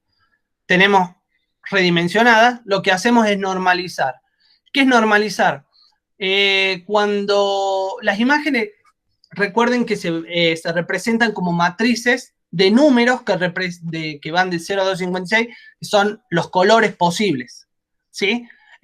Para hacer computación más estable, esto lo recomienda para que la computación sea más estable, que se trate de pasar al rango de -1 y +1. Entonces, si es que son 256, lo que se hace es dividir la matriz en la mitad y después se le resta 1. Entonces, ahí nos aseguramos de que el valor que esté en cada píxel sea entre -1 y 1, ¿sí? Bien, acá tenemos lo que se llama, también lo recomienda el paper, el random jitter. ¿Qué es el random jitter? Es algo así como nerviosismo aleatorio y es para aumentación de datos. ¿Qué es la aumentación de datos? Nosotros tenemos 500 fotos, pero queremos hacer más fotos a partir de esas 500. ¿Cómo hacemos? Sumeamos, por ejemplo, sumeamos una y le recortamos un pedazo. Ahí está, le recortamos un pedazo. Y con eso ya tenemos una imagen que sería diferente. O si no, a la misma la volteamos, la damos vuelta y la ponemos en otra postura, boca abajo o de costado. Y con eso ya conseguimos una foto diferente. Y en teoría la red neuronal, eso le sirve para entrenar, para entender conceptos como también la tridimensionalidad de las cosas, etc. Entonces hay que hacer random jitter. ¿Cómo se hace? Por ejemplo, primero se hace una redimensión a 256, a 286. Este 3 son los 3 canales de colores, ¿sí? que tienen la foto. Se hace la redimensión. Después lo que se hace es, fíjense que esto que hacemos acá es un stack, que es, yo tengo una imagen de entrenamiento y tengo una imagen de digamos, de testing, ¿no es cierto? Ahora, todas mis imágenes de testing tienen su contracara en imagen de entrenamiento o en imagen real, como ustedes quieran llamarla. Entonces, si yo tengo que hacer un corte, porque esto no deja de ser aprendizaje supervisado, si yo tengo que hacer un corte, tendría que ponerla una sobre otra, sobre el eje 0, apilarlas, y cuando hago el corte, hago un corte aleatorio, ¿está? Un random crop, yo los corto a las dos imágenes aleatoriamente, cosa que se corten exactamente en el mismo lugar. Y después las desestaqueo, ¿no? Después, otra cosa que recomienda el paper es esto que es el giro. A la imagen hay que girarla aleatoriamente. Digamos, le damos un ratio de 0,5 y si sale bien, se gira para un lado, y si no sale, bueno, no se gira. Pero es parte del random, ¿sí? Del random jitter. Ahora lo que hay que hacer es, creamos una función de carga porque necesitábamos cargar las imágenes, ¿no es cierto? Bueno, lo primero que hacemos es un cast. ¿Por qué hacemos un cast? Porque necesitamos que se transformen en fotos de tipo JPG, ¿está bien? Pero aparte de que sean todas float. ¿Por qué? Porque cuando hacemos las divisiones necesitamos que dé el número decimal que tiene que dar, ¿está bien? Por ahí, si es que la imagen viene con otro formato, 256, todos números enteros, no me sirve y no me va a permitir hacer cálculos con float y me da cualquier cosa. Recuerden que normalizamos de -1 a 1, ¿está? O sea que hay que representar los 256 colores entre el -1 y el 1. Bueno, acá se las redimensiona. Y esto es más de lo mismo. Esto es para saber si es que vamos a llamar a la augmentation o no. ¿Por qué? Porque este proceso de random jitter no se le aplica a todo, solo se le aplica a las imágenes de entrenamiento. ¿Está bien? Bueno, si nosotros hacemos un image show, acá tenemos, teóricamente... ¿Sí? Sí, porque no estuvimos... bueno. ¿Ven? Ahí se dio vuelta la imagen. Eso es aleatorio, a veces se va a dar vuelta, a veces no se va a dar vuelta. A ver. ¿Ven? Básicamente eso es lo que hacemos, la redimensionamos, ahí está en 256 por 256, ¿ven? Bien. Acá lo que usamos es la API para crear, de Python, para crear el dataset, porque hasta ahora lo único que hicimos fue acomodar todas las imágenes para que nos sirvan, ¿no es cierto? Para tenerlas normalizadas en cierta forma. Creamos un dataset. Lo primero que hacemos es meterle la lista de nombres que le habíamos dado y después hacemos un mapeo con los archivos que están, ¿Y en qué lugar? Que están, digamos, en la carpeta. Entonces se hace un mapeo. Y después, esto que ponemos acá es para que nos genere batch de tamaño de una unidad. ¿Por qué de una? Porque el paper te dice que así trabaja mejor, haciendo batch, porque con los datos en la inteligencia artificial se suele hacer batch de cómputo, que son como agrupaciones de datos grandes para trabajar, pero el paper recomendaba uno, ¿no? Bueno, esto es para ver nomás. ¿Cómo quedan las imágenes? ¿Cómo quedan las imágenes? Sí. Un testeo, vendría a ser. Bien. Estoy bajando. Bueno, aquí lo que hacemos es importar el módulo de Keras. ¿Por qué? Porque si ustedes vieron, yo les dije que había funciones de activación, había un montón de cosas que usábamos en redes neuronales, y ustedes las pueden implementar matemáticamente desde cero, pueden usar una librería que ya viene especializada. Por ejemplo, la Keras Layers les permite crear capas directamente de capas de neuronas, les permite definir qué función de activación va a tener cada neurona. Es mucho más cómodo para trabajar. ¿Está bien? Derivas parciales también. Acá lo que tenemos es el downsample. ¿Qué es el downsample? Acá estamos hablando ya de que vamos a trabajar, estamos diciendo cómo hacer la secuencia de una capa a otra. El downsample sería esto, ir de capa en el encoder, ir de acá, acá, acá, acá. Después tenemos un upsample o un upscaling acá, acá, acá, acá. Y después, bueno, tenemos el discriminador. ¿Está bien? Bueno, lo que hacemos es definir la inicialización. Esto, que es un ruido gaussiano, Está en el paper. está definido también en el paper. Hay muchas cosas que están definidas en el paper y lo definimos como algo de un objeto de tipo secuencial. ¿Está bien? ¿Qué quiere decir? Si ustedes ven, les mostré, vamos en cascada hacia abajo, entonces es algo que tiene que ir secuencia tras secuencia tras secuencia. Acá tenemos, tenemos una convolución de 2 dimensiones. Todo esto, toda esta información, la cantidad de filtro, el stride que va a tener, todo esto está definido en el paper y nosotros lo único que hicimos fue reproducirlo. Porque hay algo que pocos saben y es que las arquitecturas de las redes neuronales, a veces ustedes dirán, bueno, ¿qué pasa si saco una neurona de la tercera capa? Funciona igual, pero por ahí el nivel de precisión con el que funciona no es, o si no, el nivel de optimización que tiene a la hora de entrenarse, a la hora del cómputo, no es. Entonces, no hay una regla para definir la estructura de la red neuronal, ¿entienden? Eso todavía como que se hace medio a lo mono y se va probando. Lo que sí sacó Google hace poco, que esto también es importante, que lo sepan, es una inteligencia artificial que hace inteligencias artificiales que se llama IA Autotune, que básicamente es para optimizar. Prueba varias arquitecturas sobre un problema diferente y dice cuál es la que tiene mejor porcentaje mientras va descartando las otras. Es bastante interesante, un tema que si lo quieren ver, lo pueden ver también. Bueno, acá fíjense, yo les voy a mostrar el downsample. el downsample, cómo es entre uno y otro, y dice que tiene que tener una capa convolucional, después tiene que tener un batch normalization. A ver. Todo eso está definido en el paper. Fíjense que acá, por ejemplo, si nosotros vamos al generador, la arquitectura del generador, el encoder, ¿se acuerdan que yo les había dicho que el generador está formado por un encoder y un decoder?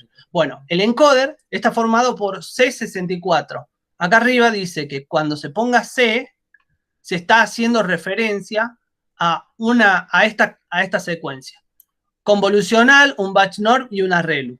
Y eso es lo que más o menos nosotros estamos haciendo acá. ¿Sí? Convolucional, un batch norm, que está acá, un batch normalization. ¿Por qué está dentro de un if? Porque hay unas excepciones dependiendo de la capa en la que se trate, va o no va el batch norm, lo especifica en el paper. Y una relu también, o una liquid relu, en este caso. ¿Está bien? Se crea el downsample. Después tenemos el upsample. Este sería el objeto secuencial. Recuerden que yo les había dicho que era un objeto secuencial. El secuencial, pero para escalar. Este es para ir decodificando. Y empieza, fíjense, empieza con una convolución 2 transpuesta. ¿Está bien? No es la convolucional normal. ¿Por qué? Porque viene de la convolucional. Entonces tiene que hacer la deconvolución. Tiene que hacer como que el proceso inverso en cierta forma. ¿Sí? Bueno, bien, batch normalization. Bueno, el dropout, que esto es para estabilidad computacional también. Y bueno, y una red. Esta es la función generador. ¿Está? ¿Qué es lo que hacemos? Acá creamos la capa de entrada con keras layer input, creamos la capa de entrada y le decimos lo que le va a ingresar al generador, que va a ser algo, una imagen. A ver, si bien yo estoy trabajando con imágenes ya en 256 y 256, no necesariamente a esta red neuronal le tenés que meter una imagen 256 para que funcione. Se entrena con esas, pero vos le podés poner de cualquier dimensión y te las toma como input igual. Por eso está known y está 3. ¿Sí? Bueno. Entonces, después viene el downstack. Fíjense, downsample, acá yo llamo downsample 64 apply batch norm false, que es esto que yo definí acá arriba, que es el downsample, ¿ves? Yo había puesto apply batch norm true, que eso era lo que iba acá. ¿Está bien? para saber si se aplica o no se aplica el back normalization. Por defecto estoy aplicando la back normalización. Y filters es lo que está acá, que es el número de filtros que tiene esa capa.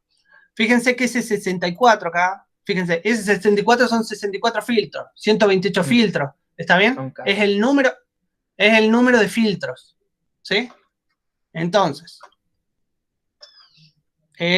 vamos aquí, y acá lo único que estoy haciendo, yo había creado el bloque, los bloques, el bloque de ascenso y el bloque de descenso, y ahora lo que estoy haciendo aquí es ponerlos uno atrás del otro en una tupla, digamos, ¿sí? Entonces le indico los filtros y creo otro bloque con los filtros, creo otro bloque con los filtros. Lo mismo hago para el upscaling, fíjense que se programa todo bastante similar, es todo bastante simple. Definimos el inicializador, transporte, la transpuesta, se crea, y acá, esto no lo dije, pero digamos, dentro de la arquitectura, lo que nosotros usamos es una arquitectura de tipo UNet. ¿Qué es una UNet? Es una arquitectura que, aparte de tener este descenso de información a través de la red neuronal, tiene conectada cada bloque con su bloque correspondiente, ¿está? Tiene como un salto de conexión entre el bloque y el otro bloque. Eso se llama skip connection. Entonces, ¿qué es lo que se hace cuando se genera este tipo de conexiones? Se le da a la red neuronal la posibilidad de que ella decida si es que quiere tomar la información que sale de este bloque o quiere tomar la información sin haber sido procesada directamente. ¿Por qué? Porque a veces estos filtros son tan exagerados que a veces la información que termina quedando filtrada acá no es suficiente para que el decodificador la pueda terminar de resolver. Entonces lo que hace, como cuando le falta algo de información, digámoslo así, recuerden que esto se termina resumiendo toda una imagen a un único vector ahí, se comprimió la información brutalmente. Entonces lo que hace cuando no la puede resolver, directamente decide ver lo que le había entrado al bloque y no lo que le había salido al bloque. ¿Está? Más o menos como para que lo vean. Esa S es lo que define las skip connection, ¿no? El input, y acá está. Lo que hacemos es concatenar una cosa con la otra, ¿sí? Y empezamos. Fíjense, X hace down X. ¿Qué significa eso? Que estamos... ¿Dónde está? La salida de uno de los bloques, eso significa la salida de uno de los bloques entra dentro del bloque siguiente. Y la salida entra dentro del bloque siguiente. ¿Está bien? Y cada vez que sale algo, se va agregando a esta S, que es una tupla, ¿sí? Se va agregando esa salida, se va agregando a esta tupla, que después se equipara de forma reversa, porque, a ver, acá, fíjense, la primera capa sería la última, o sea que si esta es la última, esta sería la primera. Entonces, de forma reversa se van, emparejando.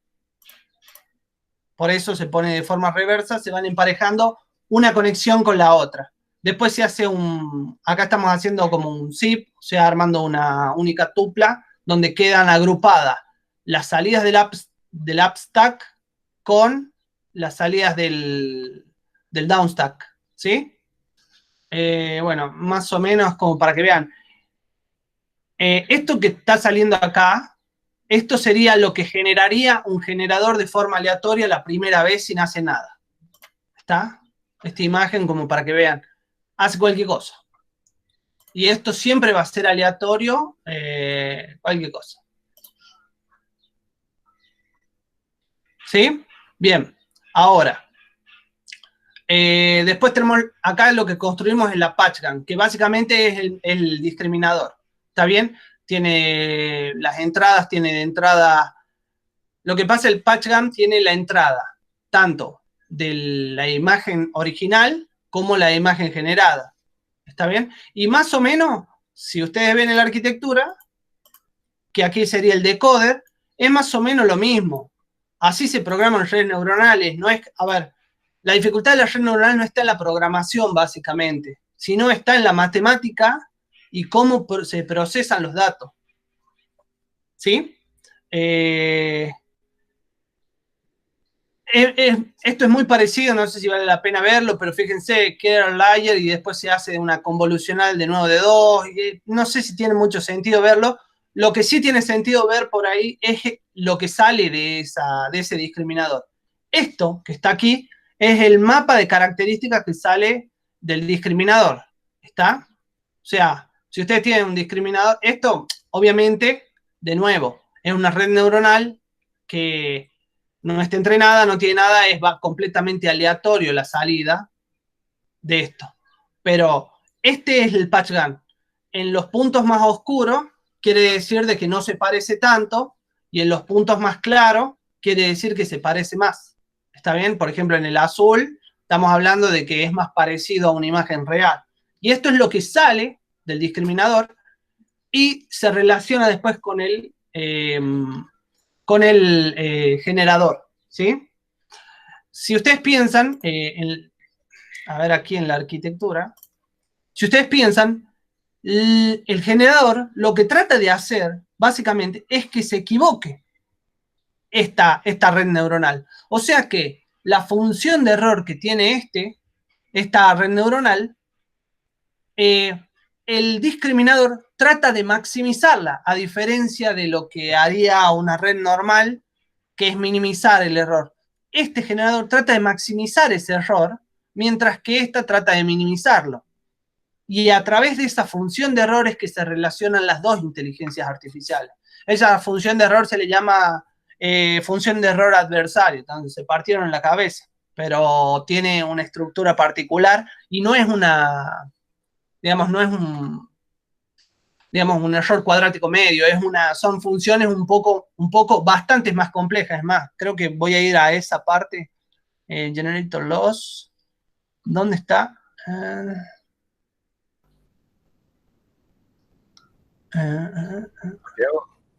Sí.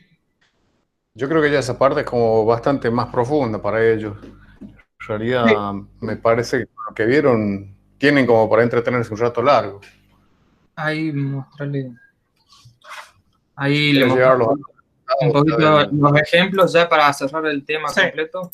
Ya para ir cerrando, yo sé que, o sea, mostrar código así rápido, que es difícil de entender, porque por ahí ni siquiera estamos familiarizados, no tiene mucho sentido. Pero la idea... Global está bien, pero la aplicación está bárbaro. Claro, pero la idea es... que solamente, no se aplica solamente a imágenes, sino también a todo tipo de problemas, en donde genera contenido la red. Eso es lo, claro, a eso, bueno. Eso es lo que nosotros queremos que se lleven, es que es una red que ustedes van a ver, se van a cansar de ver cosas en inteligencia artificial que lo que hacen es discriminar cosas o distinguir cosas, pero muy poco van a ver sobre lo que es crear cosas a través de inteligencia artificial. Por ejemplo, en base a esto, está generando una imagen que para muchos puede decir es realista, o con algunos detalles que te parecen raros, pero convence que es algunas fotos sacadas. Claro, pareciera que alguien la hizo. Es más... En realidad no, es la red neuronal la que la generó. Eso es lo bueno que tiene. Sí, incluso el caso de la canción, sí, escuché un tema, yo por ahí generado a partir también de redes convolutivas de tipo, sí, es increíble la calidad que tiene. Videos, por ejemplo, profe, acá, esto es lo que yo le quería mostrar la otra vez, que le explicaba del ejemplo de hacer un video de turista por calles importantes o muy turista, y bueno, uno dice, no quiero que aparezca personas en medio del video, y esto es lo que hace. Hay un proyecto, por ejemplo, que combina esta tecnología más otra que es YOLO, que lo que hace es reconocer dónde hay imágenes de personas, hace un corte en la imagen y la rellena con este algoritmo de generación de imágenes. O sea, básicamente lo que está diciendo es que con una inteligencia artificial encontramos personas en la secuencia de fotogramas y hacemos el recorte. Y con la otra inteligencia artificial predecimos lo que debería estar atrás de esa persona para completar digamos, el fotograma, ¿sí? Está buenísimo. Es impresionante. Yo lo vi trabajar. Es increíble la velocidad que tienen para detectar personas, bicicletas, animales. Sí, exactamente. O sea, ahí es donde estamos viendo que empezamos a combinar varias tecnologías y digamos, se pueden lograr cosas muy importantes. Enfocado en resultados, claro. Por ejemplo, hay una que también les recomiendo si lo quieren ver, GPT-3 es un modelo del campo del lenguaje natural que realmente ustedes le pueden poner 2, 3 palabras y quieren que les arme un texto coherente y lo crea. No es que lo toma de internet o lo busca porque es un súper algoritmo de búsqueda. No, es una inteligencia artificial que ya es capaz de conceptualizar o crear el espacio latente conceptual de muchas palabras, entonces las puede relacionar. Es más, incluso si ustedes le dan una definición, por ejemplo, inventada, por ejemplo, es decir, los primigélidos son, no sé, autos que se desplazan a velocidades supersónicas, dándole ese concepto, la inteligencia artificial es capaz de utilizar el concepto en un texto perfectamente. O sea, puede crear un texto real, que si ustedes lo leen parece de persona, usando ese término que ustedes acaban de inventar. Y eso es una prueba de que no es un buscador. Una prueba real de que no es un buscador dentro. Pero a la vez puede también utilizar toda la Internet para construir conceptos mucho más complejos, inclusive hilados unos con otros y así, ¿no? Exactamente. La verdad que son tecnologías. ¿Y qué se descubrió con ese modelo y que todavía está en estudio? Porque consiguieron, era un modelo entrenado para producir texto, digamos, para entender lenguaje, pero consiguieron resolver ecuaciones matemáticas con la misma inteligencia artificial sin entrenarla para esa otra función. Entonces, digamos, como que consiguió entender tan bien los conceptos que los pudo relacionar a nivel matemático. Así es. Sí. Chicos, ¿cómo van ustedes? ¿Quieren que vamos redondeando ya o quieren que les haga no, ya está. Nosotros, a ver, lo que queríamos ya lo mostramos. Más que nada, por ahí lo difícil es mostrar esto, el entrenamiento, que sería muy lindo ver cómo va mejorando, ver cómo el programa realmente va encontrando las fallas y las va solucionando época a época. Pero bueno, nosotros ya terminamos. Eso sería... Tengo una pequeña, digamos, por las dudas, guardé acá un dataset de cómo va mejorando con 800 imágenes. Bueno, tendré que ir al Drive, porque también se van guardando todas las imágenes que se van entrenando. Tenemos tenemos las imágenes de entrenamiento. Si tengo... Eso capaz que quede más claro ahí, pero básicamente eso sería... para cortarlo. Lo lindo es ver cómo se va entrenando y cómo va encontrando mejorar. Ahí está, dale. Bien. Fíjense, empezamos con esta que es 00, señala de 00, con esa, y fíjense cómo va ganando nivel de detalle. ¿Cuál es la última? A ver, la vamos a poner ahí. Todas estas fueron saliendo, ¿no? Están en el Drive. Decís que el Drive es gratis. No, yo guardé uno precisamente. Pero igual está en la carpeta, pero así termina. Empezamos con eso otro. Y depende de... Abrí la primera. Ahí está. Empezamos con esto. Obviamente, si le das muchísimo más entrenamiento, se nota una mejoría y es una imagen que está generada. Y igual hay ciertas cosas que son muy importantes en los conceptos que yo les di. Es que, si recuerdan en matemática, también existían lo que eran mínimos locales y no mínimos totales. Obviamente... No te preocupes, se van a olvidar esos detalles porque dieron muchísima información en muy poco tiempo. Es una preparación muy, muy linda la que hicieron ustedes con este tema, por ustedes mismos inclusive, ¿no? Sí. Yo creo que la moraleja más importante que los alumnos de Computación 2 pueden tener ahora es que comenzamos la asignatura viendo un borrador, ¿no? Viendo un ensayo que se llama, que era la previa al paper. El paper es la base de actualización permanente que deberíamos tener para obviar esta cuestión que es real, que la universidad, ¿qué te da? Te da un ABC, te da una suma y resta.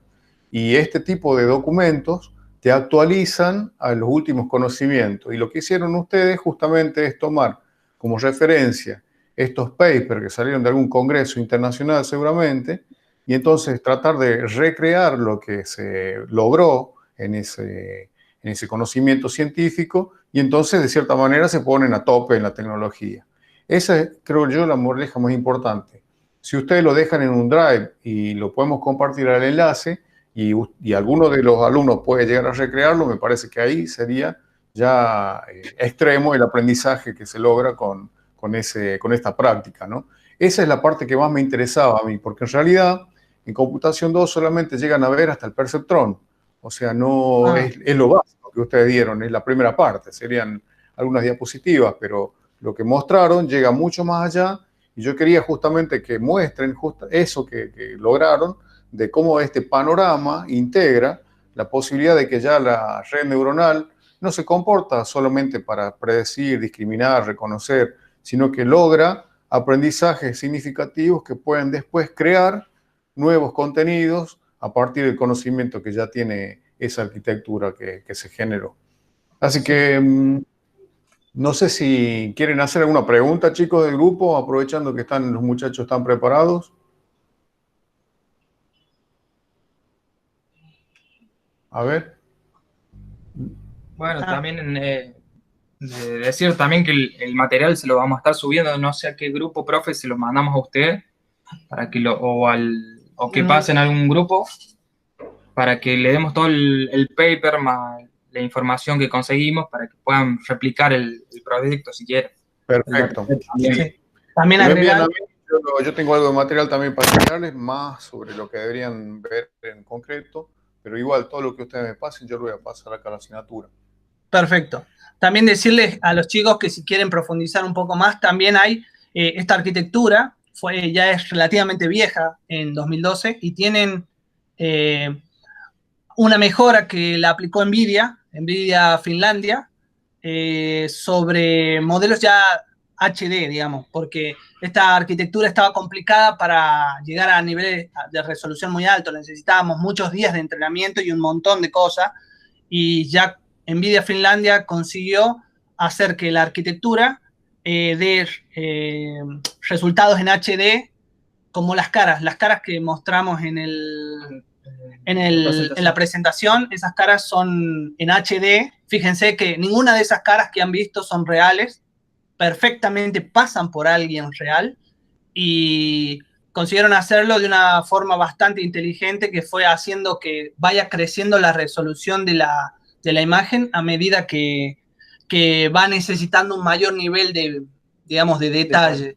Entonces, claro, se entrena mucho más rápido al principio porque es poca resolución, y a medida que va creciendo se entrena más lento, pero siguen siendo pocos píxeles a entrenar, por así decirlo.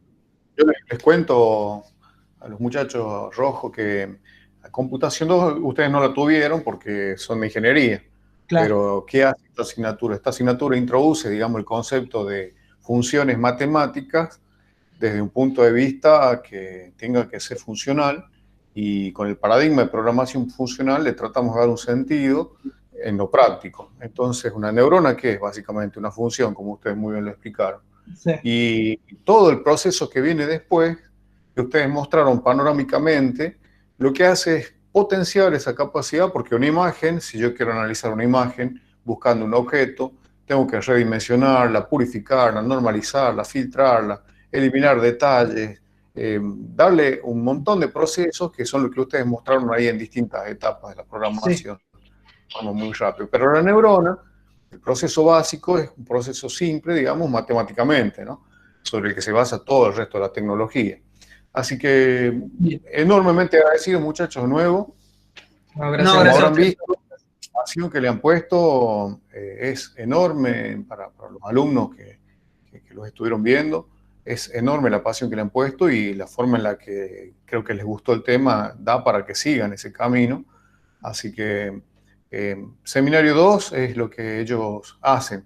O sea, aprenden a aprender por sí solos y eso es lo bueno y lo fabuloso que tiene esa asignatura. Y resultados como este se logran también, por supuesto, por la aplicación que tienen los alumnos en el tema y que ya lo han demostrado los muchachos. Como les decía yo, en seminario estuvieron al rojo vivo. Así que los felicito. Yo Quizá un poco agradecido. menos organizados que ahora, quizás. Sí, está bien. Así que bueno, de ahí como ven los comentarios también, agradeciéndole y felicitándolo. Muchísimas gracias a todos, chicos. A usted, profe, por darnos la oportunidad también de mostrarle a los chicos más o menos nuestro trabajo y que les haya gustado. Así que bueno, cualquier cosa ¿Qué dicen? pueden contactar con nosotros y sacamos algunas dudas después, otro día más tranquilos, después ya recapitulando un poco toda la información y les podemos sacar alguna duda que les pueda llegar a surgir. Buenísimo, muchachos. Muchísimas gracias por la voluntad, muchísimas gracias por la dedicación que le han puesto al tema y sobre todo por darnos este tiempo, ¿no? Para explicarle y compartir los conocimientos que ya adquirieron. Bueno, Bien. gracias, profe. Hasta Los luego. libero. Un abrazo. Gracias. Chao, chao. Bien, jóvenes, entonces, después de haber visto esta presentación de los muchachos, lo que me queda es comentarles que yo les voy a pasar un material de lo básico que hacía al tema de ellos y que es lo que a mí me interesa que a ustedes les quede conceptualmente. Es muy poco probable que entre esto en el examen, ya vamos a ver, según lo voy a determinar este fin de semana seguramente, pero sí, si a alguno le va mal en el parcial, entonces va a tener que hacer un trabajo ya sí sobre una actividad puntual que va a estar basada 100% en redes neuronales. Yo les voy a pasar un material de una hormiga robótica que utiliza la neurona como concepto y las diapositivas de introducción a las redes neuronales para que ustedes tengan una base un poquito más clara de lo que ellos estuvieron explicando, de lo que es aprendizaje supervisado, no supervisado, etc. A mí, en lo particular, lo que ellos vieron es bastante más avanzado de lo que ustedes van a ver, o lo que ustedes deberían haber visto, mejor dicho. Lo de ustedes llega, como les digo, hasta lo que es el perceptrón como neurona artificial y sí se toca, por ejemplo, una parte de lo que es la activación, los entrenamientos, el diseño, los tipos de aprendizaje que existen, en fin, algunos conceptos así, pero más desde lo básico. Así que yo les estoy pasando eso como material. Para que ustedes también lo vayan teniendo. Pero este es un campo que sigue creciendo cada día. Este tema de la inteligencia artificial, no dejen de leerlo con un poquito de cariño, porque la verdad que se va a hablar cada vez más del tema este, ¿no? Ya están creciendo exponencialmente esas inteligencias artificiales, paralelo a los conocimientos biológicos que tienen del cerebro y los están aplicando de lleno ya. Ayer leí una noticia donde hablaban de la cuestión electromagnética de la conciencia, o sea que ya están peligrosamente avanzando en algunos temas que son delicadísimos. Bueno, por hoy eso sería todo, espero que les haya gustado el tema, si bien algunos conceptos han sido muy técnicos, pero creo que la idea era darles, como les digo, un panorama de por dónde va esta cuestión, cómo lo aplicaron usando filtros y sobre todo cómo tomaron un paper, ¿no? Tal cual como cualquiera de ustedes lo puede tomar, paper que sale de cientos de congresos, miles de congresos que se hacen alrededor del mundo en temática de lo más diversa. Yo acabo de participar ahí, en este caso ya como oyente de WIC, antes hice también el de CASIC, y bueno, estoy como tratando de mantenerme a tono con todo esto, ¿no? Porque va evolucionando tan rápido, y algunos son pagos y otros no. Así que por ahí, si alguno de ustedes tiene interés, por supuesto, debería tratar de hacer su congreso, ¿no? Porque se aprende ahí muchísimo y bueno, la gente que expone en un congreso es porque pasa un montón de filtros y ya está en condiciones, ¿no? Ahora, por ejemplo, el que estoy haciendo que es pago es el de Hayo, el de las 49 Hayo. En algún momento me tocó disertar también en una Hayo, así que de hecho recibí un premio en una de esas Hayo, un premio nacional por un estudio que hice. Así que en eso no, traten de no quedarse, lo que muestran después los papers son el resultado de lo que el congresista estuvo presentando, también es una suerte de resumen, así que bueno, son importantes. ¿Alguna preguntita, chicos, para ir cerrando ya con cuestiones de esto, del examen? ¿Subiría esta clase, profe, a la plataforma para el caso que haya que hacer el trabajo? Sí, todo esto se los voy a pasar una vez que ya se genere el enlace, que creo que si lo cierro ahora ya debería como empezar a generarse. Y